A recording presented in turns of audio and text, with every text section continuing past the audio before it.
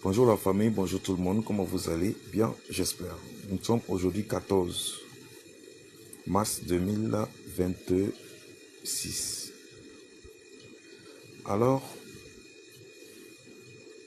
j'aimerais dire quelque chose encore de plus, parce que ça fait plusieurs fois que je parle dessus. J'aimerais attirer l'attention de tous les combattants de l'AIS, de tous ceux qui luttent pour la libération de l'AIS. Faites très attention à certaines personnes ou à certaines pages. Vous savez très bien que nous sommes dans une reconquête de notre territoire national. Le Burkina Faso est dans une reconquête pour son territoire. Le Mali est dans une reconquête. Le Niger est dans une reconquête. Et à l'AES, il y a tous les bords religieux, coutumiers, traditionnalistes, chrétiens, musulmans et d'autres. Vous allez voir certaines pages, les pages de la DGSE française ou de services de renseignement américains qui créent des pages en se faisant passer pour des Africains, en se faisant passer pour ceux-là même qui vont libérer l'Afrique, mais qui utilisent le côté religieux pour pouvoir diviser les peuples.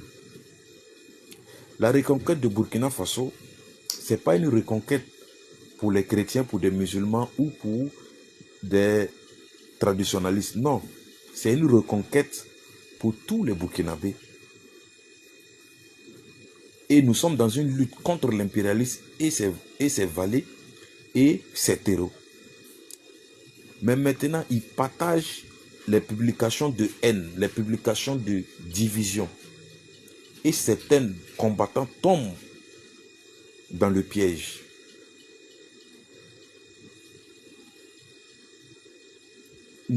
En fait, faites très attention. Cette photo-là, j'ai vu ça sur des différentes pages. Et beaucoup des soi-disant traditionnalistes sont tombés dans le piège.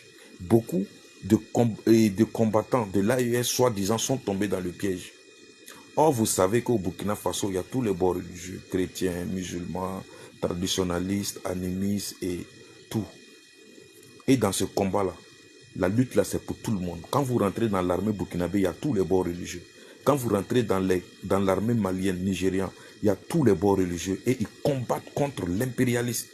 Mais vous voulez saboter le travail de nos braves combattants ou bien c'est quoi? Au moment quand nous, on est en train de lutter contre l'impérialisme, vous êtes là, vous voulez utiliser le côté religieux pour créer la division et la haine au sein de la population et encore au sein de l'armée.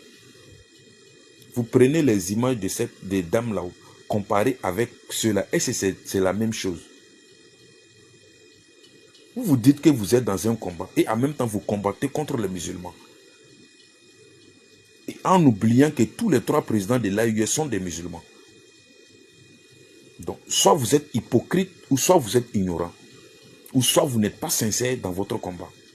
Parce que si vous êtes sincère, ce linge sale, nous devrons laver ça d'abord avant de venir trier. On n'a pas encore fini. Avec l'impérialisme, nous, on veut créer une division interne. Et ça, c'est ce que l'impérialisme cherche. Quand vous regardez en Iran, Israël et Amérique est venu agresser l'Iran. Ils ont vu qu'ils ne peuvent pas. Ils veulent amener ça sur le bord religieux. Est-ce que vous avez écouté l'ambassadeur de l'Amérique qui est en Israël? Vous l'avez écouté? Est-ce que vous l'avez écouté? Ce qu'il a dit.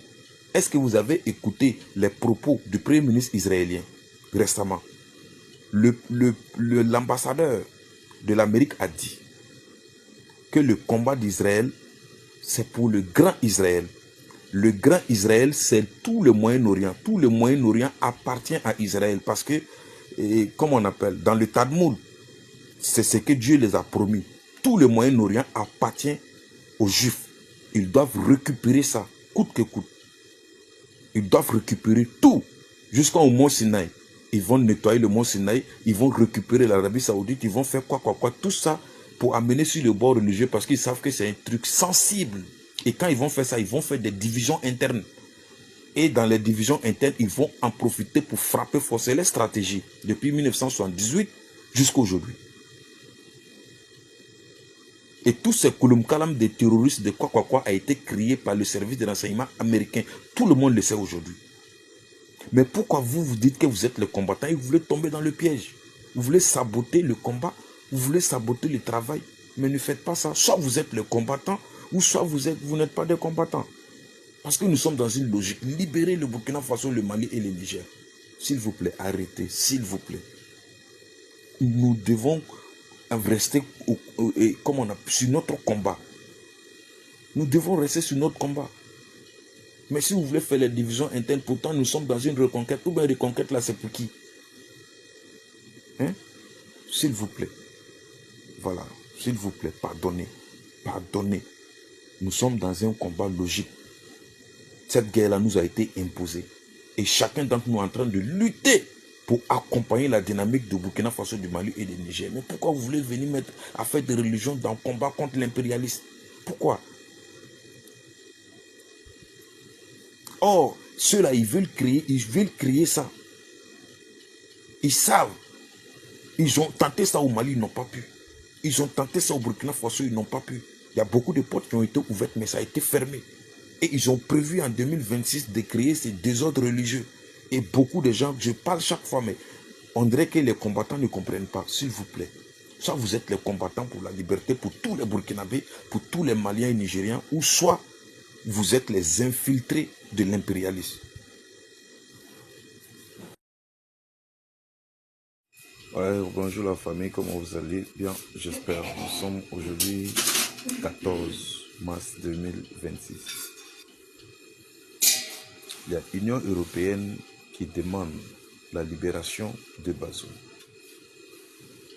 C'est Bazoum qui est de la nationalité libyenne